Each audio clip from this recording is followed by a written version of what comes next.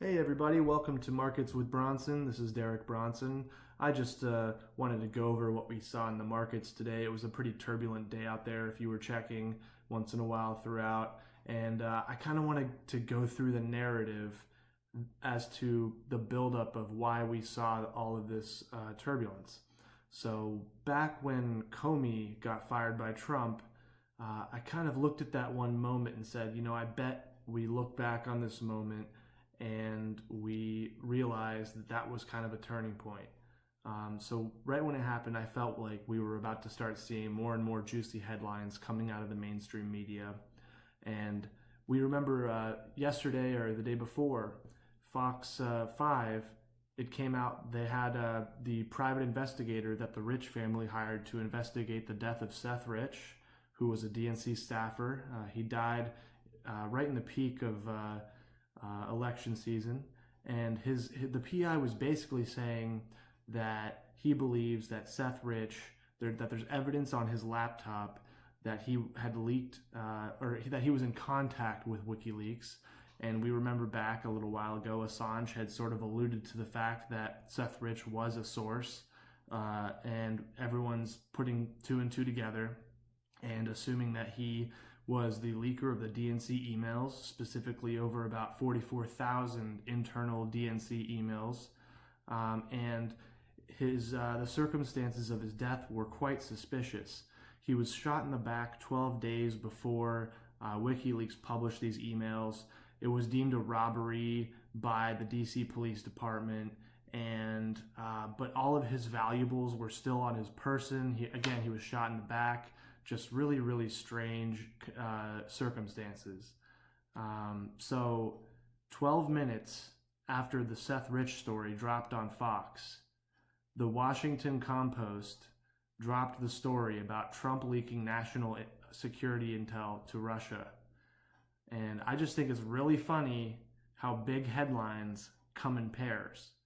I really believe that the swamp dwellers created this story to get the focus off of the headlines about Seth Rich and to pivot back to kind of vilifying Trump because they have an agenda or a narrative they're pursuing, and they're trying to play defense because I believe they are compromised. So what's happening here, I think, is that one of Podesta's leaked emails even said that he's okay with making an example out of a suspected leaker. So it's just all too the circumstantial evidence is pretty overwhelming. And also guess who the Washington Compost just hired? You guessed it, none other than Mr. Podesta. So I think it's safe to say we see a pattern here. And I just think it was hilarious how Al Green was ranting about impeaching Trump. So in terms of looking at this from a market standpoint, on Wednesday, today, we saw the VIX spike about 46% at close. It was bouncing around all day, ended up 46%. The S&P and the Dow, they both lost around 180 basis points, which was, I believe, the largest one-day loss year to date. Gold and silver were both up strong. JNUG was up strong. The dollar was down. US JPY kind of snapped a little bit. And I think this market turmoil was caused on purpose by the swamp creatures, who I believe are, for lack of a better phrase, in control of the markets. And I think that they did this for two reasons. One, they were sending a signal to the Trump administration that if they continue to pursue the Seth Rich investigation, that they can crash the markets at will.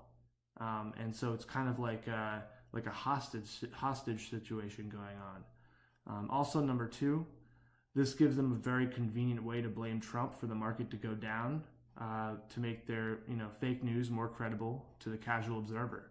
If the news goes down and then you have all of the media pointing at that Trump leak story, you can create this you can compound your narrative a little bit and give it more credibility. So I just wanted to get this thought out there and kind of give folks a little window into what's going on. Obviously, if Trump continues to, or the Trump administration and his, I guess, allies, for lack of a better term, continue pursuing and punishing corruption, we could see a lot more turmoil in the markets. So what that means is, it might behoove, this is not trading advice, but it might be smart to, remain in sort of maybe a long VIX position, maybe a long gold or gold miners like GDX. And I wouldn't touch the S&P and Dow with a 10-foot pole. I think there's very limited upside for the amount of risk you're taking on that. So again, just wanted to get this out there. Please like, subscribe, comment, and have a great evening, everyone.